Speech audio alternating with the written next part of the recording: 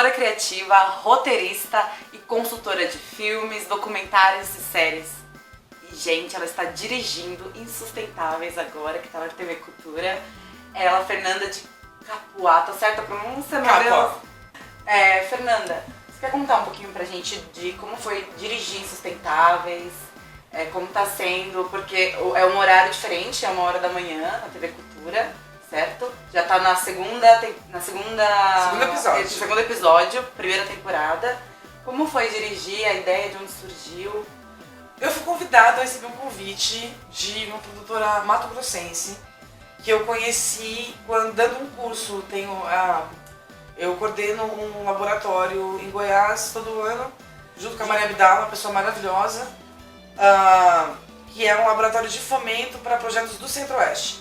E esse casal, na época, eles participaram desse laboratório, a gente criou uma afinidade e eles me chamaram para participar desse edital do Brasil de Todas as Telas para a produção de uma série de ficção.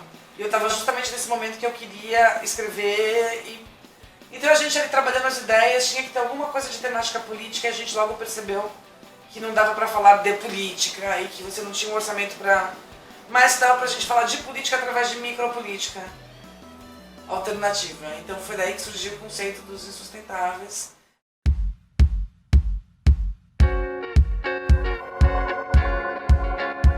Você já pensou em viver no meio do mato?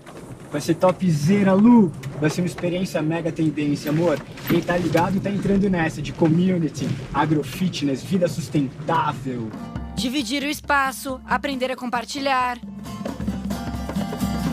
Minimalice! Vivendo uma vida selvagem. Cuidar da comunidade dá um mega trabalho, mas vale muito a pena. Top. Tá aqui seu novo celular. Os youtubers merecem mais respeito, sabia? Essa galera que sai da cidade e quer viver de forma sustentável, com todos os ideais, mas que também é muito difícil. Então daí se tornou essa comédia. Nós co-dirigimos juntos, eu, o Perseu Azul, a Jaqueline Scarpelli, na Chapada dos Guimarães. Foi uma experiência difícil, puxada. Você fazer uma série, a gente filmou 13 episódios em 7 semanas. Então assim, é bastante puxado, mas a equipe foi maravilhosa, o elenco era maravilhoso. E agora tá no ar na TV Cultura. A gente pegou um horário um pouquinho mais tarde, porque a série trata de alguns temas que, devido à organização ali da classificação indicativa, precisavam estar num crivo de 18 anos, porque a série fala sobre maconha de uma maneira muito natural, uma maneira como muitas pessoas que a gente conhece tratam. Então, lá, num dado episódio, há um consumo, há um uso. O pessoal fuma, fica chapado, fica bêbado e dá uma grande confusão. Por conta disso, a gente pegou esse horário, mas ao mesmo tempo eu acho que é um horário bem legal para o tipo de público que a gente quer atingir. Vamos ver, tá começando a carreira na televisão agora e eu tô muito ansiosa para ver qual é a resposta nas redes sociais e tal. No caso dos Sustentáveis, a gente fez um processo que é diferente do que se costuma fazer em termos de seleção de elenco, mas que em alguns casos também se trabalha assim. No que foi, ao desenvolver a própria série, a gente já fez com alguns atores em mente. A maioria daquele elenco são pessoas, atores com quem eu já tenho uma relação de alguns anos, cujos trabalhos eu já conhecia. Muitos vieram de teatro, era a primeira experiência em audiovisual, mas já com bastante bagagem. E os personagens foram escritos para valorizar características de cada um que mais se adequassem. Então eles vestiram aqueles personagens como se fosse uma roupa feita sob medida. O cinema brasileiro passou por um processo que é quase inacreditável para uma pessoa como eu, que começou, que queria fazer cinema nos anos 90. Hoje, os cursos de cinema proliferam em todas as universidades, em escolas de cinema, é uma indústria. Isso não é da noite para o dia que acontece, isso é uma construção que vem de uma união de esforços da sociedade civil, da área profissional, do setor profissional, com o governo, com políticas públicas de fomento. Por quê? Porque cinema é uma arte que é coletiva e cinema custa caro. Enfim, é muita coisa. Isso não acontece em nenhum lugar do mundo, com exceção dos Estados Unidos em alguns casos, e da Índia e da Nigéria. sem fomento federal.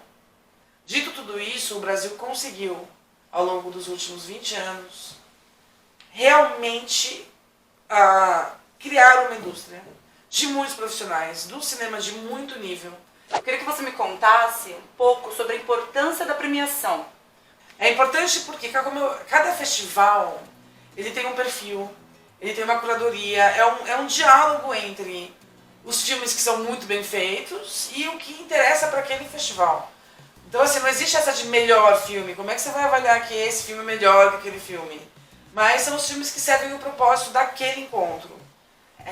Você acredita que os cortes de investimento estatal da cultura e os recentes ataques às obras temáticas de LGBT, da classe LGBT, elas podem representar também um prejuízo econômico?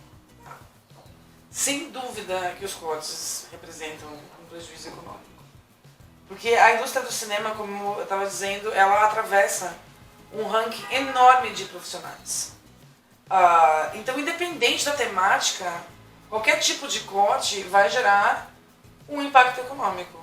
Agora, no que diz respeito especificamente à temática LGBT, tem uma coisa que a gente tem que tomar em condição. Existe uma expressão hoje muito usada que é o pink money, que é o seguinte, é uma galera que constitui família mais tarde, que consome cultura,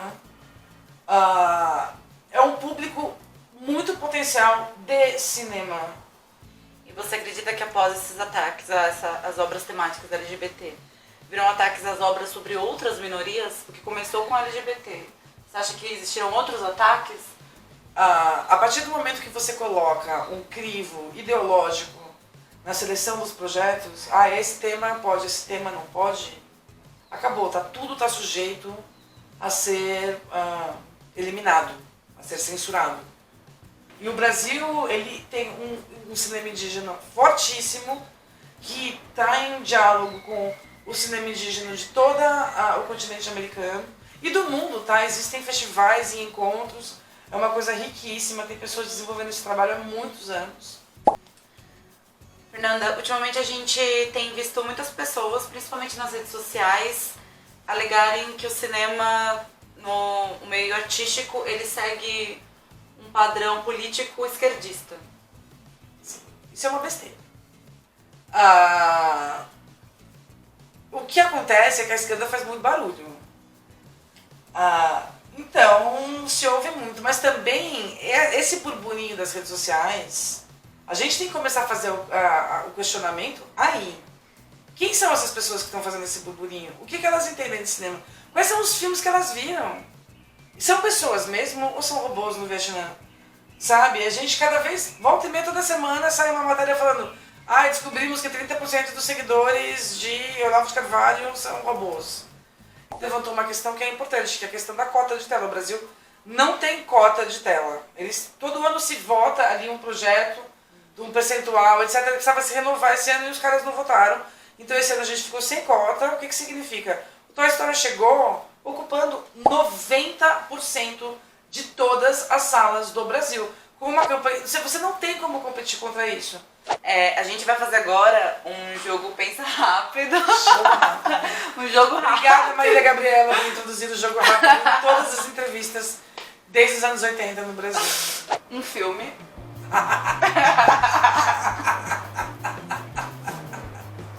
Pô, começar com essa pergunta é muita sacanagem. Por quê? Não, tudo bem, eu vou lançar, vou jogar. Um filme que é um filme que é muito do meu coração, que é pouquíssimo conhecido. Ele se chama Conspirators of Pleasure, ou Os Conspiradores do Prazer. É de um diretor surrealista tcheco dos anos 90, Jan Svakman. Assistam. Um diretor? Esse jogo rápido. Não tem um, são muitos. Pode falar dois, vai. Não. Vamos ficar aí no Jan Svankmajer, porque ele tá velhinho e tal. Okay. E as pessoas precisam conhecer o trabalho desse cara. Um produtor? Pode falar meu nome. Olha, são muitos produtores, eu acho que o produtor precisa ser muito valorizado. Pra citar uma, eu vou citar uma produtora, mulher independente norte-americana, cujo livro foi a inspiração essencial para eu me tornar produtora, que é a Christine Vachon. Um gênero? Um documentário. Personagem? Indiana Jones. Uma cena. Nossa, que pergunta boa e que difícil de... A última cena de E o Vento Levou. Frankly, my dear, I don't give a damn. Uma trilha sonora. Qualquer uma do John Williams, ele é... Catering ou lanche de metro? Ai não, catering, pelo amor de Deus, gente. Catering é outra pronúncia aqui, galera. Não, gente, lanche de metro é muito anos 90. A comida é muito ruim e o trabalhador do cinema se ferra muito e a hora da comida é muito importante pra renovar as energias. É muita produção dizendo, eu tô me cagando pra vocês. Entendido? Entendeu, produção? Um recado pra vocês aí. Obrigada, Fernanda. Imagina, obrigada a você. Foi uma honra imensa. Foi um prazer, imagina. Você que nos recebeu, né? Então, foi uma honra. Muito obrigada. E palmas pra Fernanda. Obrigada. Ah, acho que foi legal, né? Agora quero ver Nossa, vocês ficou muito cortarem pra 5 minutos! Ah, eu quero cortar.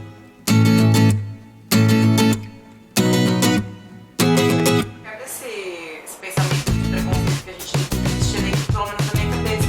As pessoas não assistiam filme brasileiro, não gostavam de ir até o cinema pra assistir filme brasileiro. Então eu Esperava vou te fazer sair. uma pergunta, porque agora eu fiquei curiosa. Porque eu sei, as pessoas falam isso pra mim o tempo inteiro. Ah, hoje em dia eu assisto cinema nacional, mas eu tinha muito preconceito.